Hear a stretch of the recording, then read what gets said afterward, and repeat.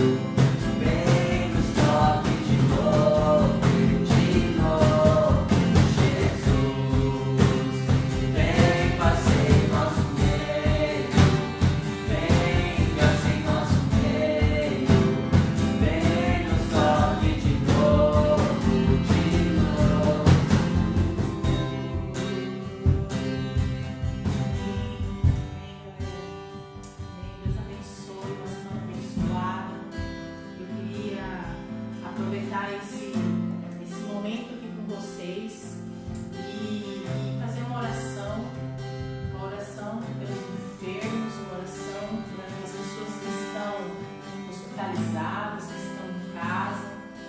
Nós estamos vivendo um momento difícil de um ataque mesmo na saúde. Pai, nós colocamos diante do Senhor, Pai, como igreja. Pai, como igreja, nós queremos orar, Pai, por essas vidas, mudar realidades, Pai, mudar realidades em UTIs, mudar realidades em lares. Pai, em nome de Jesus, nós não queremos nos conformar, Pai, com esse caos na saúde, mas nós, Pai, em nome de Jesus, declaramos vida. Amém. Nós declaramos, Pai, a recuperação sobrenatural, Pai, daqueles que estão ali internados, aqueles, Pai, que estão entubados. Pai, em nome de Jesus, visita, muda, Pai, esse cenário. Pai, em nome de Jesus, que pessoas saiam dali curadas, saiam dali, ó Pai, para que o Teu nome seja glorificado. Visita lares, Pai, pessoas, Pai, que estão em isolamento, que essas pessoas possam se recuperar. Em nome de Jesus, ó Pai, haja um aumento na imunidade. Amém. Pai, pessoas possam se fortalecer, Pai, na força do Seu poder. Pai, em nome de Jesus, como igreja, Pai, nós oramos por uma mudança na atmosfera dessa cidade. Amém. Uma mudança, Pai. Nós declaramos que o inferno vai retroceder. Nós declaramos, Pai, que a enfermidade vai retroceder. Nós declaramos que a igreja avança. Nós oramos, Pai, para que em nome de Jesus as vidas sejam preservadas. Amém, Senhor, que as vidas, Pai, sejam alcançadas. Elas saiam dali para testemunho. Para testemunho, Pai, da Tua misericórdia.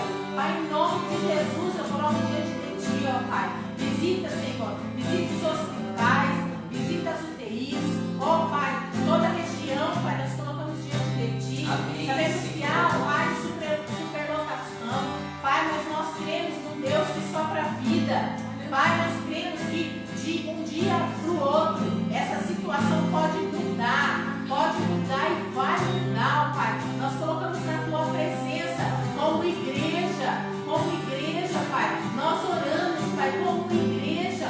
Nós revogamos, Pai, todo decreto de morte, Amém. todo decreto de enfermidade, ó Amém. Pai. Em Nós nome de colocamos na Jesus. Tua presença, Pai, Sim, meu que Deus. haja vida, que o sopro de vida, Pai, seja lançado hoje, Amém, seja Senhor. soprado hoje sobre essa cidade, Nome de Pai. Jesus. Em nome de Jesus, Pai, nós oramos, nós glorificamos o Teu nome, Sim, ó Pai. meu Deus. Em nome de Jesus.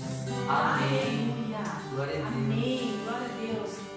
Beijo na